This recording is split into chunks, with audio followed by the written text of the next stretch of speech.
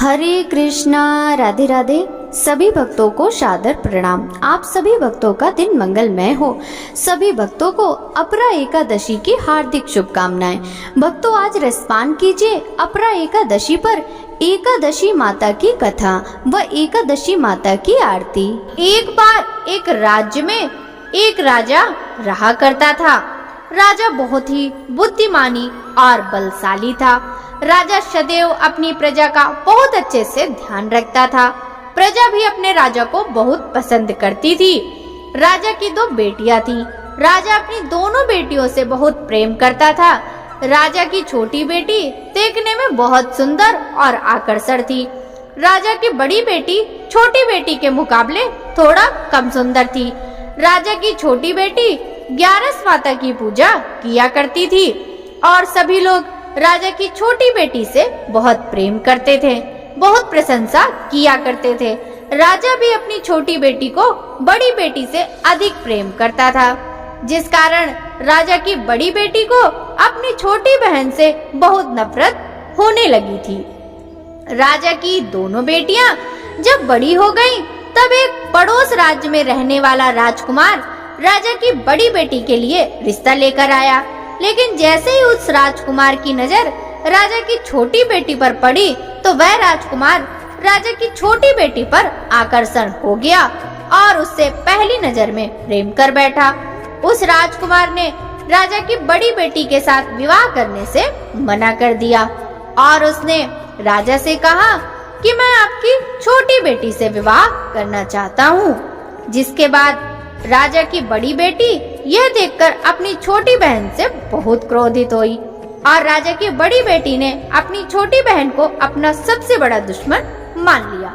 राजा की बड़ी बेटी ने अपनी छोटी बहन से बदला लेने का निर्णय किया, जिसके लिए उसके मन में अपनी छोटी बहन को जान से मारने की योजना बनाई। राजा की बड़ी बेटी ने अपनी छोटी बहन को मारने के लिए सबसे पहले एक लड्डू में जहर मिलाकर अपनी छोटी बहन को दे दिया और उसको लड्डू खाने के लिए कहा। लेकिन लड्डू खाने के बाद भी छोटी बहन को कुछ नहीं हुआ। बड़ी बहन यह देखकर बहुत आश्चर्यचकित हो गई, लेकिन बड़ी बहन ने हार नहीं मानी और उसने जब रात में छोटी बहन अपने कमरे में सो रही थी, तब एक मटके में सांप रखकर उसे कमरे में छोड़ दिया। लेकिन सांप भी छोटी बहन का कुछ नहीं कर पाया। जिसके बाद बड़ी बहन ने अपनी छोटी बहन से कहा कि चलो हम लोग कुएं में से पानी भरकर लाते हैं। जिसके लिए वह अपनी छोटी बहन को पानी भरने के बहाने कुएं के पास ले गई और उसने अपनी छोटी बहन को कुएं में धक्का दे दिया। लेकिन छोटी बहन को तब भी कुछ नहीं हुआ, क्योंकि हर बार 11 माता उसकी रक्षा कर रही थी और उधर बड़ी बहन अपने सारे प्रयासों के बाद असफल हो रही थी, जिससे वह बहुत क्रोधित होती जा रही थी। फिर उसने अपनी छोटी बहन के पास जाकर उससे खुद ही पूछा कि मेरी छोटी बहन, तुमको पता है भगवान ने सबकी मृत्यु एक निश्चित समय पर लिखी हुई है और कैसे तुम्हारी मृत्यु होगी, क्या तुम यह जानती हो? तब छोटी बहन ने अपनी बड़ी बहन को बताया कि हाँ, मैं जानती हूँ मेरी मृत्यु कैसे होगी। छोटी बहन से यह सुनकर बड़ी बहन मन ही मन बहुत प्रसन्न होने लगी और उसने अपनी छोटी बहन से कहा कि तो मुझे अपनी मृत्यु का राज बताओ। छोटी बहन ने अपनी बड़ी बहन से कहा, मेरी मृत्यु तो एक तोते में है। जो तोते के गले में एक हार है, उससे मेरी मृत्यु होगी। जब तक कोई भी व्यक्ति तोते को मारकर वह हार अपने गले में पहनेगा, तो मैं मूर्छित हो जाऊंगी और जैसे ही उस हार को अपने गले से उतारेगा, तो मैं वापस से जीवित हो जाऊंगी। अपनी छोटी बहन की मृत्यु का राज जानकर बड़ी बहन बहुत खुश हो गई और उसने अपनी छोटी बहन को मारने के लिए उसके पालतू तोते को ढूंढना शुरू कर दिया और छोटी बहन को इस बात का आभास हो गया था कि कोई उसकी जान लेना चाहता है, जिसके लिए वह अपने पिताजी के पास गई और उसने अपने पिताजी से कहा कि पिताजी, मेरी मृत्यु के बाद आप मुझे जलाइएगा मत, बल्कि आप मुझे अपनी पुरानी वाली हवेली में एक पलंग पर लिटाकर छोड़ दीजिएगा। अपनी छोटी लड़की की ये बात सुनकर राजा बहुत आश्चर्यचकित हो गए। राजा ने अपनी छोटी बेटी से पूछा, बेटी तुम ये क्या कह रही हो? तब राजा की छोटी बेटी ने बताया, पिताजी समय किसी के लिए नहीं रुका है, कब क्या हो जाए किसी को कुछ पता नहीं। फिर राजा ने अपनी छोटी बेटी से कहा, तुम ऐसी बातें क्यों कर रही हो? 2-3 दिन में तुम्हारा विवाह है। लेकिन छोटी बेटी ने अपने पिताजी को ऐसा करने पर मजबूर कर दिया और उनसे वचन ले लिया।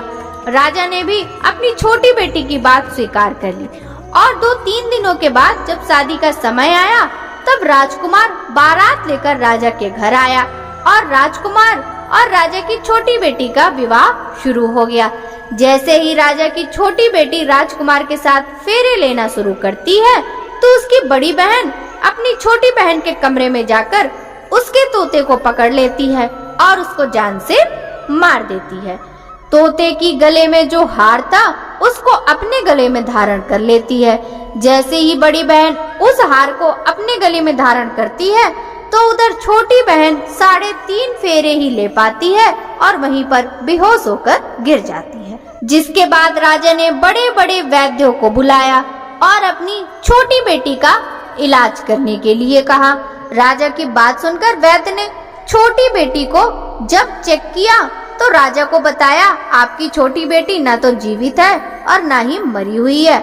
यह मैं ऐसा पहली बार देख रहा हूँ। राजा ने वैद्य को यह बात बाहर बताने से मना कर दिया और उनको कहा कि अगर तुमने यह बात किसी को बाहर बताई तो हम तुम्हें फांसी दे देंगे। राजा ने अपनी छोटी बेटी को पुराने महल में जाकर एक पलंग में लिटा दिया और वहां पर कुछ सैनिक तैनात कर दिया। राजा वापस अपने महल लौट आया। राजा की बड़ी बेटी अपने पिताजी के पास आई और कहने लगी, पिताजी अगर यह शादी संपन्न नहीं हुई तो आपकी इज्जत का क्या होगा? आप कहें तो मैं आपकी इज्जत बचाने के लिए राजकुमार से शादी करने के लिए तैयार हूँ। जिसके बाद राजा ने अपनी बड़ी बेटी की बात मान ली और राजा ने बड़ी बेटी को छोटी बेटी के कपड़े पहनाकर मंडप पर भेज दिया। लेकिन राजकुमार यह जान गया कि यह राजा की छोटी बेटी नहीं है बल्कि यह राजा की बड़ी बेटी है। लेकिन जब राजकुमार ने शादी करने से मना किया, सभी लोगों ने राजकुमार को विवश करके राजा की बड़ी बेटी से बचे हुए फेरों को संपन्न करा दिया और विवाह करा दिया। जिसके बाद राजकुमार राजा की बड़ी बेटी को अपने महल ले गया। राजकुमार राजा की बड़ी बेटी से न तो बात करता था और न उसको पसंद करता था और न ही उसके आसपास भटकता था। राजकुमार ने यह फैसला लिया था कि वह अपनी प्रेमिका को ढूंढ कर रहेगा और यह जानकर रहेगा कि उसके साथ क्या हुआ है। एक दिन राजकुमार अपने घोड़े पर सवार होकर राजा के पुराने महल के पास पहुंच गया, जहां पर उसने कुछ सैनिकों को देखा। महल के पास पहुंचकर राजकुमार ने जब महल को ध्यान से देखा तो वह समझ गया कि ये हमारे ससुर जी का महल है। तब राजकुमार ने सैनिकों से पूछा, तुम लोग यहाँ क्या कर रहे हो और इस महल के अंदर उस पलंग में कौन लेटा है? जिसके बाद सैनिकों ने बताया कि यहाँ पर राजा की छोटी बेटी लेटी है। यह सुनकर राजकुमार बहुत प्रसन्न हो गया और तुरंत अपनी प्रेमिका के पास पहुँच गया और उसकी सेवा करने लगा। जैसे ही रात हुई तो राजा की छोटी बेटी उठकर खड़ी हो गई। राजकुमार यह देखकर बहुत खुश हो गया और उससे अपनी प्रेमिका से पूछा कि तुम यहाँ क्या कर रही हो? तुम मेरे साथ घर चलो। राजा की छोटी बेटी ने राजकुमार को सारी बातें बता दी कि मेरी जान एक तोते में बसी थी और मैंने यह बात सिर्फ अपनी बड़ी बहन को बताया था और मुझे पता है कि उसने ही मुझे मारने का प्रयास किया है। उसके पास एक हार है जिसको वह सुबह पहन लेती है और रात को उतार देती है। जब तक वह हार को पहने रहती है तब तक मैं मूर्छित रहती हूँ और जैसे ही वह हार उतार देती है तो मैं जीवित हो जाती हूँ और जब तक मेरी बड़ी बहन के पास वह हार है तब तक मैं ऐसे ही जीवित और मूर्छित होती रहूंगी। अगर मेरी बड़ी बहन के पास जो हार है वह मेरे हाथ लग जाए तो मैं हमेशा के लिए जीवित हो जाऊंगी। राजकुमार की यह बात सुनकर राजा की छोटी बेटी के पास रहने का निर्णय ले लिया और उसने अपने बचे हुए सारे फेरे उस पलंग में लेटी राजा की छोटी बेटी के साथ ले लिए और अपना विवाह पूर्ण कर लिया और वहीं पर ही रहने लगा। देखते ही देखते कुछ समय में राजा की छोटी बेटी और राजकुमार की पत्नी पेट से हो गई। एक दिन राजकुमार को किसी काम से बाहर जाना पड़ा। तब छोटी बेटी के पेट में बहुत तेज से दर्द होने लगा, जिसके बाद उसने ग्यारस माता का आवाहन किया। जिसके बाद वहाँ पर ग्यारस माता प्रकट हुई और उन्होंने अपने भक्तों के दर्द को दूर किया, एक पुत्र की प्राप्ति करवाई। वहीं अचानक से राजकुमार भी आ गया।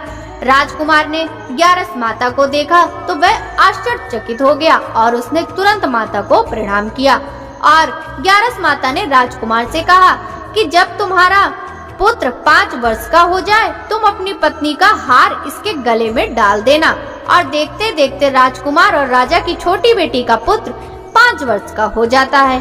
तो राजकुमार अपने बेटे से कहता है कि बेटा मैं कुछ काम से बाहर जा रहा हूँ, तुम अपनी माता का ध्यान रखना, और वहाँ से चला जाता है। राजकुमार को बाहर निकलता देख बड़ी बहन के सैनिक देख लेते हैं और बड़ी बहन को जाकर सारी बातें बता देते हैं।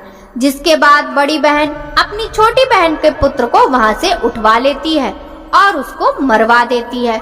छोटी बेटी के पुत्र के 2 टुकड़े करवा देती है। पहला टुकड़ा चक्की के पास छुपा देती है और दूसरा टुकड़ा अपनी पलंग के नीचे रख लेती है। अब ग्यारस माता भिखारी का रूप लेकर आती हैं। एक भिखारी का रूप लेकर बड़ी बहन के पास जाती हैं, जिसके बाद वहाँ पर भिक्षा मांगने लगती हैं। बड़ी बहन अपने नौकरों से कहती हैं कि जाकर भिक्षा दे दो। जैसे ही नौकर ग्यारस माता को भिक्षा देने के लिए आता है, माता उन्हें मना कर देती हैं और कहती हैं मैं तुम्हारी महारानी से ही भिक्षा लूंगी। जिसके बाद बड़ी बहन स्वयं ही भिक्षा देने के लिए माता के पास आती हैं। तब माता एक बिल्ली का रूप लेकर उसके कमरे में चली जाती हैं। वहाँ पर छोटी बेटी के पुत्र के टुकड़े आपस में जोड़ देती हैं और उसे जीवित कर देती हैं। वहाँ से चली जाती हैं। राजकुमार अपने बेटे को लेकर अपनी पत्नी के पास जाता है और उससे कहता है तुम इसका ध्यान रखना, अगर तुम इस बच्चे का अच्छे से ध्यान रखोगी तो मैं तुमसे बात करूँगा। एक दिन राजकुमार अपने बच्चे से कहता है तुम मम्मी से उनके गले का हार मांग लो। जिसके बाद राजकुमार का लड़का अपनी मम्मी के पास जाता है, कहता है मम्मी मुझे तुम्हारा हार चाहिए जो तुमने गले में पहन रखा है। यह सुनकर पहले तो बड़ी बहन बहुत क्रोधित होती है, पर उसको यह याद आता है कि राजकुमार ने कहा था कि अगर मैं इस बच्चे का ध्यान अच्छे से रखूंगी तो वह मुझसे बात करेंगे। जिसके कारण वह उस बच्चे को हार दे देती है और बच्चा तुरंत हार ले जाकर अपने पिताजी को दे देता है। तभी राजकुमार अपने बेटे को लेकर वहाँ से जाने लगता है और अपनी पत्नी से कहता है कि तुम हमारे लिए खाना बना कर रखना, मैं शाम को आकर तुम्हारे साथ खाऊंगा। वह अपने बेटे को लेकर वहाँ से चला जाता है। जिसके बाद वह राजा के पास जाता है और उनको सारी बातें बता देता है। राजा अपनी बड़ी बेटी की यह करतूत सुनकर बहुत क्रोधित होते हैं और अपनी परवरिश पर ही दोष देने लगते हैं। राजकुमार को अपनी छोटी बेटी के साथ रहने का आदेश देते हैं और राजकुमार और राजा की छोटी बेटी दोनों प्रेम पूर्वक रहने लगते हैं। बोलिए ग्यारस माता की जय। ओम जय एकादशी माता, जय एकादशी माता, विष्णु पूजा व्रत को धारण कर शक्ति मुक्ति पाता। ओम जय एकादशी माता, तेरे नाम गिनाऊं देवी, भक्ति प्रदान करनी, गढ़ गौरव की देनी, माता शस्त्रों में वरनी। ओम जय एकादशी माता, मार्गशीर्ष के कृष्ण पक्ष की उत्पन्ना विषतारिणी जनमी, शुक्ल पक्ष में हुई मोक्षदा, मुक्तिदाता बन आई। ओम जय एकादशी माता, पौष के कृष्ण पक्ष की सफला नामक है। शुक्ल पक्ष में होए पुत्रदा आनंद अधिक रहे। ओम जय एकादशी माता। नाम षष्ठ तिला माघे मास में कृष्ण पक्ष आवे। शुक्ल पक्ष में जया कहावे, विजय सदा पावे। ओम जय एकादशी माता। विजया फागुन कृष्ण पक्ष में शुक्ला आमल की। पाप मोचनी कृष्ण पक्ष में चैत्र महाबली की। ओम जय एकादशी माता। चैत्र शुक्ल में नाम कामदा धन देने वाली। नाम वरुथनी कृष्ण पक्ष में वैशाख महावाली। ओम जय एकादशी माता। शुक्ल पक्ष में होए मोहिनी अपरा ज्येष्ठ कृष्ण पक्षी। नाम निर्जला सब सुख करनी शुक्ल पक्ष रखनी। ओम जय एकादशी माता। योगिनी नाम आषाढ़ में जानो कृष्ण पक्ष करनी। देवसैनी नाम कहायो शुक्ल पक्ष धरनी। ओम जय एकादशी माता। कामिका श्रावण मास में आवे कृष्ण पक्ष कहिए। श्रावण शुक्ला होए पवित्रा आनंद से रहिए। ओम जय एकादशी माता। आजा भाद्रपद कृष्ण पक्ष की परिवर्तनी शुक्ला।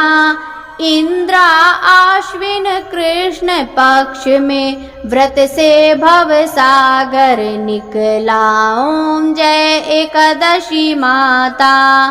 पापा कुंशा शुक्ल पक्ष में आप हरने हारी। रमा मास कार्तिक में आवे सुखदायक भारी। ओम जय एकादशी माता। देवोत्थानी शुक्ल पक्ष की दुख नाशक मैया। पावन मास में करूं विनती पार करो नैया। ओम जय एकादशी माता। परमा कृष्ण पक्ष में होती जन मंगल करनी। शुक्ल मास में होए पद्मिनी दुख दारिद्र हरनी। ओम जय एकादशी माता। जो कोई आरती एकादशी की भक्ति सहित गावे। जन गुरुदिता स्वर्ग का वासा निश्चय वह पावे। ओम जय एकादशी माता। जय एकादशी माता। बोलिए एकादशी माता की जय।